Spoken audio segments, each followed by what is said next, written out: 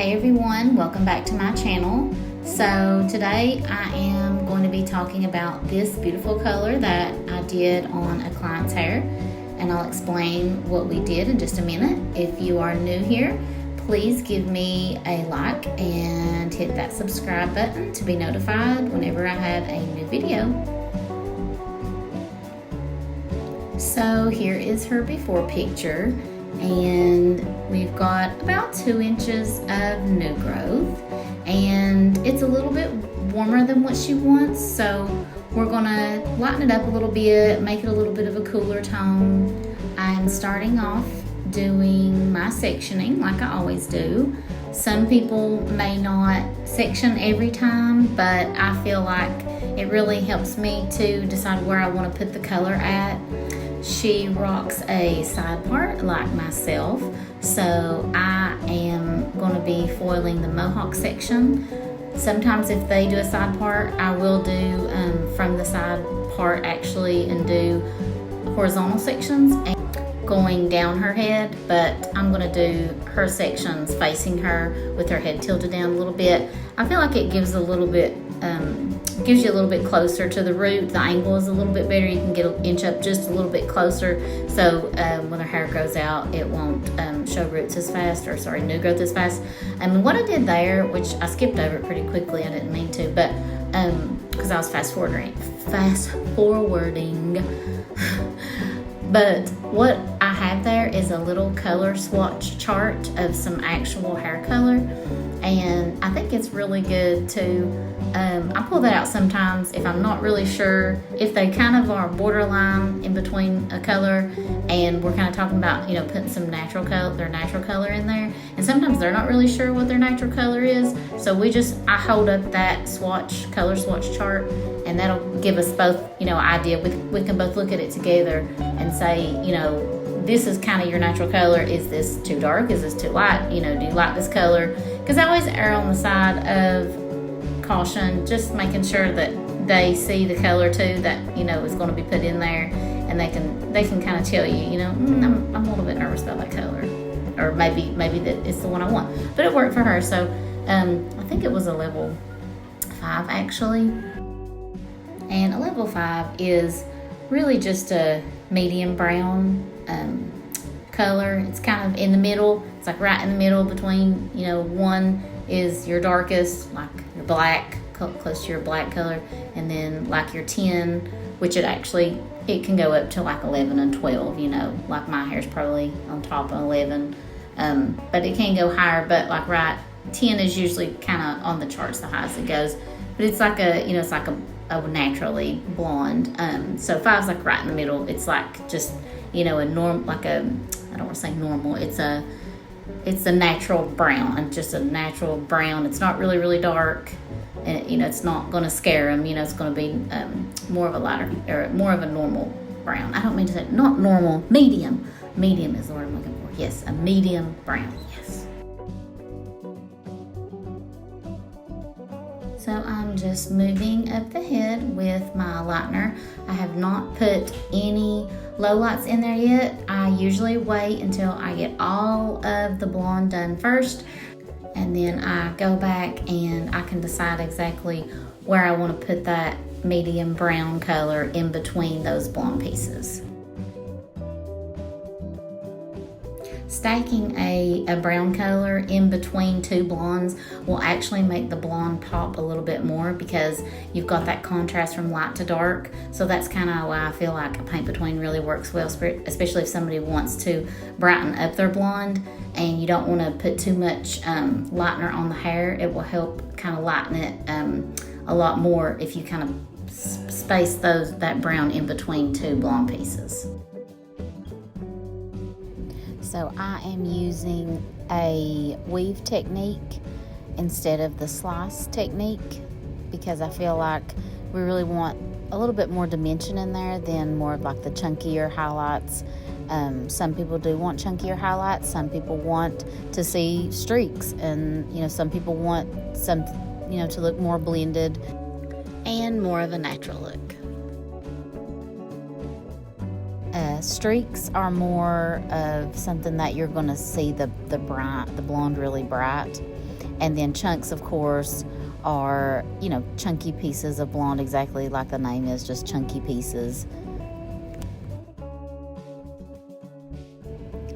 So as you can tell, she had some lowlights in there before. It looked like maybe a little bit of a lighter blonde, a little bit of a lighter brown, possibly maybe a 6 or a 7. And when you get in those zones, like the 6 or the 7 in zones, those are going to be a lot warmer. I feel like a 5, when you're doing a 5 in, and if you do hair, or if you know kind of about like the numbers with hair, everything is a level. Every number represents a color level, and that's kind of what I'm talking about. A 5, 1 through 10, like I mentioned before, is the levels. 1 being the darkest, almost a black, and 10 kind of being, generally speaking, the lightest, a blonde. So like our 5 is in the middle. Then you also have the undertone underneath. So your undertone is going to be where your warmth or your coolness. So the further down you go in the color chart, from usually about 5 to 1. Well, 5 is still probably a brown, so there's probably some red in there. So let's say 4. From 4 to 1 is going to be your cooler undertones. So your purples, your blues, maybe some green in there. And the more you go up is your warmer tones. So that's why, like, from 6 up to 10 is going to be warmer tones, reds, oranges, golds, and yellows. And your cooler tones are your blues, greens, and purples. I hope that made sense in what I just said. A lot of times I'm explaining this stuff to my clients, and I show them the color chart, because that really helps to just actually see the color instead of talking about numbers. I do my sister's hair a lot, and I start talking about numbers, and she's like, "Holly, I have no idea what you're talking about." So I hope that made sense. So we are getting closer to the top of the head, and I am finishing up doing my weave and putting my blonde in. And as you'll see, whenever I get to the top, I will turn her around, and then I will have her tilt her head down, and I will do the mohawk section. And like I said before, that just gives me a little bit closer angle to the new growth, to the roots. People say roots or new growth, whichever one you prefer. And I also do another little trick whenever I'm using my board and I'm kind of painting on, like right here. And then when I'm lifting up the foil, which I'm putting a little bit more to saturate, I'm lifting up the foil, I slide it down just a little bit. That helps ensure that, hopefully you won't get any bleed spots, because sometimes the lightener can seep through the foil, especially when it gets hot, when you put them under the dryer. And I usually have to put everybody under the dryer, at least, for 5 to 10 minutes. That just kind of helps everything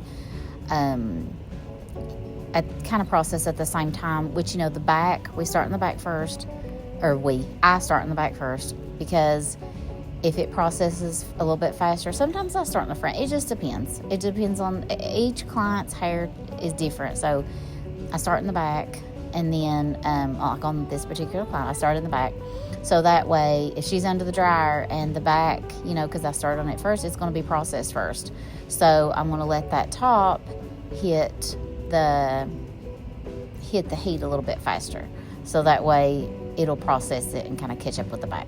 But like if I need to, if it's done, I don't want to let it keep sitting under the heat. So I'm going to take her to the bowl, and I will rinse that back out.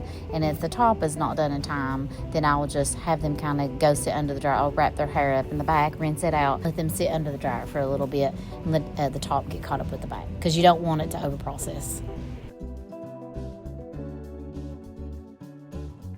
So now I am finishing up the mohawk section. I sped it up a little bit just to kind of move it along a little bit faster. And the sides will be the last part that I do, and it's usually the last part to get processed. So I always just watch those and make sure that they are the same color and the same light, the lightness that we want as the top and the back. And as I've said before, the top and basically the front, the bang area, the fringe area, is usually the most important part of the whole hair color, because that is right in front of the face. It's right around the eyes. It's what people notice first as soon as anybody else sees them or they see themselves in the mirror. So I always pay special attention to the color, which the whole head's important, but I always make sure the placement of my foils and the placement of the blonde is exactly where I want it and exactly where they want it and where they like it. Most people like lightness around their face. It's just natural. That's where the sun hits. That's where you're going to get most of the lightness naturally. So that kind of looks more natural too, to have it around your face. And I'm just finishing up on the sides. I'm speeding this up a little bit so that way it'll save some time and it's more fun to watch, I think, and fast forward.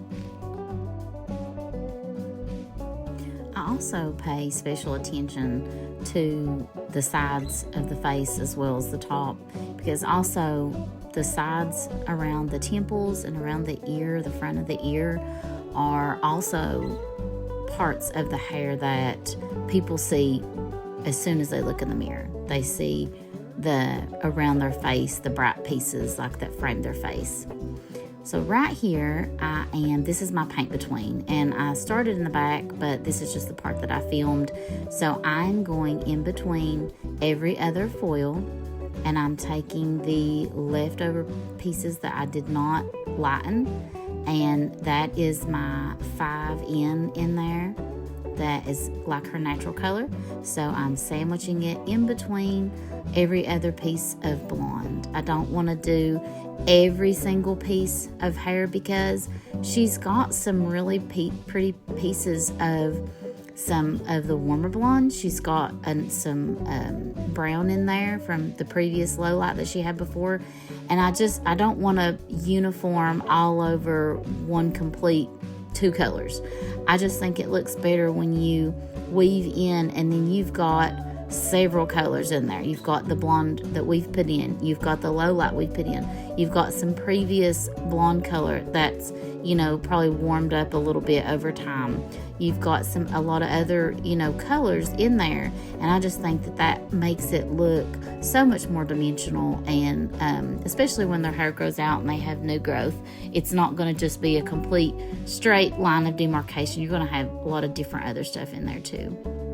So I'm just same thing, putting those low lights in between on the top of the head as well.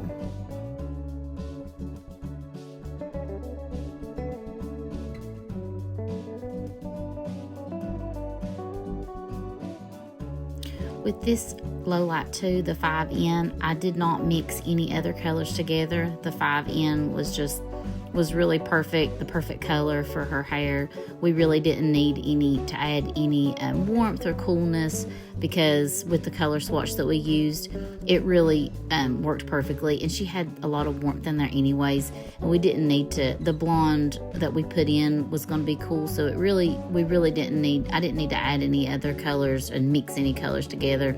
Sometimes you need to do that to get the color you want, but with this, with the one that we used, it really just worked perfectly with enough neutral color that we didn't need to add any extra other colors. Sometimes I add a G in there. Sometimes I add like a little bit of ash in there, but we didn't need it. So you can see there how she's processing. She's got a lot of warmth in there, a lot of yellow tones, and I let her process. She sat under the dryer, I would say probably 15-20 minutes on like a medium heat, but you really want to check it, because people can be they can get burned, they can get lightener can drip onto their scalp. So I check it really every couple of minutes, because things can change in a matter of minutes. With lightener, you do not want to mess around with it. You want to make sure you take care of their hair, their scalp, make sure everything is nothing's burning them. I check in with them. I sit with them. I don't go off. A lot of times it's tempting to go wash bowls or clean or something whenever your client's there. And if it's just an all over color, it's fine. But if you have lightener or any chemicals, a perm, anything like that, you want to stay right with them because things can change in a matter of seconds, especially with toner.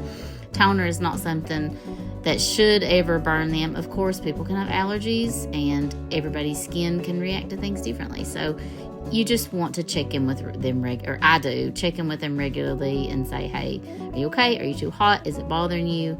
Is it itching you? Is anything? And as long as they're okay and it's not bothering them, then it's good. If it's somebody new, it's really probably best to do a strand test or a patch test. A lot of people, they teach you that first thing in beauty school. If I've done them before and I use basically the same colors, then I know that they're, it's not going to cause them reaction, but things can change. Things can change with people's skin and their, things with them. So it's always a good idea to do. You probably really want to make sure that you do a skin test, a patch test, a strand test to see how their hair, how their skin, everything reacts. It's a lot to do, with, protecting the client, protecting them, make sure that they're comfortable. You don't ever want anybody to leave with, chemical burn or, their hair melted off or anything. Those are bad things. We don't want that.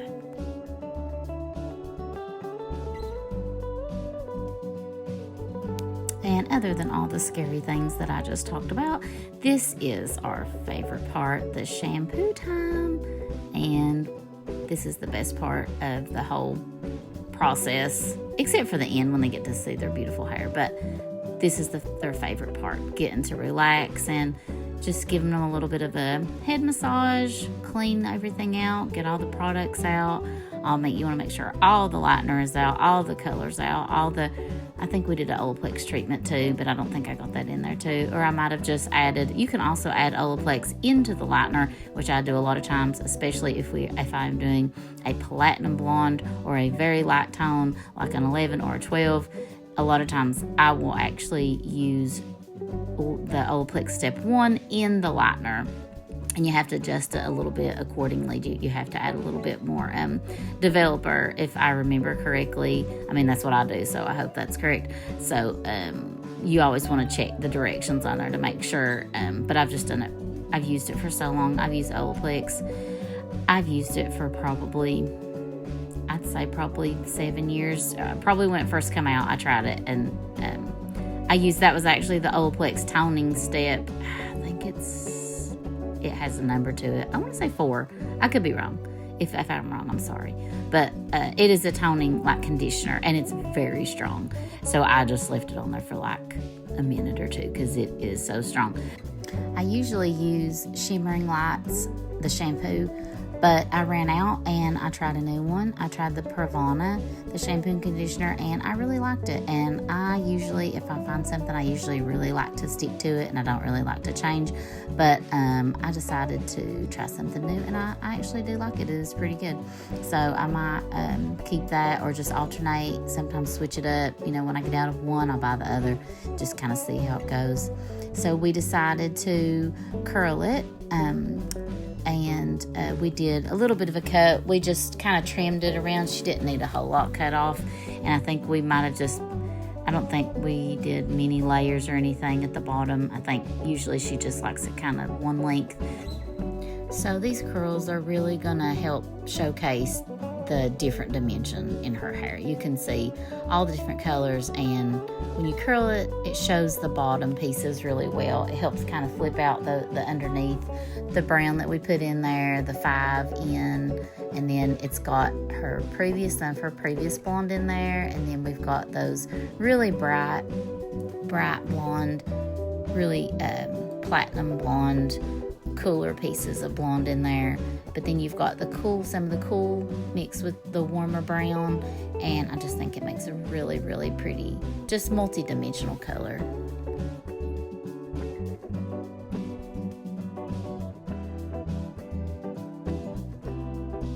And like like I usually do with most of my curling, I start on one side and I curl away from the face, and then when I get kind of to the middle of the hair, I will actually start flipping the other way, and because I want the other side to go away from her face, so I just flip the curling iron around and I just kind of start curling away from the face.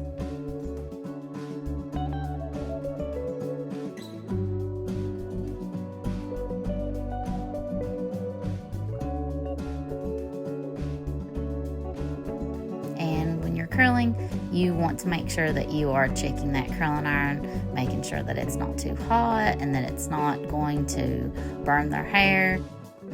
That is another bad thing that we don't want. We want good stuff and pretty curls, not damaged curls.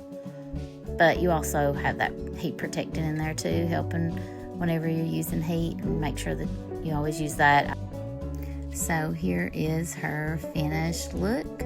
That's her beautiful blonde color and her pretty curls. Everything is finished. It turned out great. And that is the end of the video. Thank you guys so much for watching. Thank you for everyone that subscribed. Hit that like button if this was helpful for you, and leave me a comment below if you have any questions. I'll see you next time. Thanks. Bye.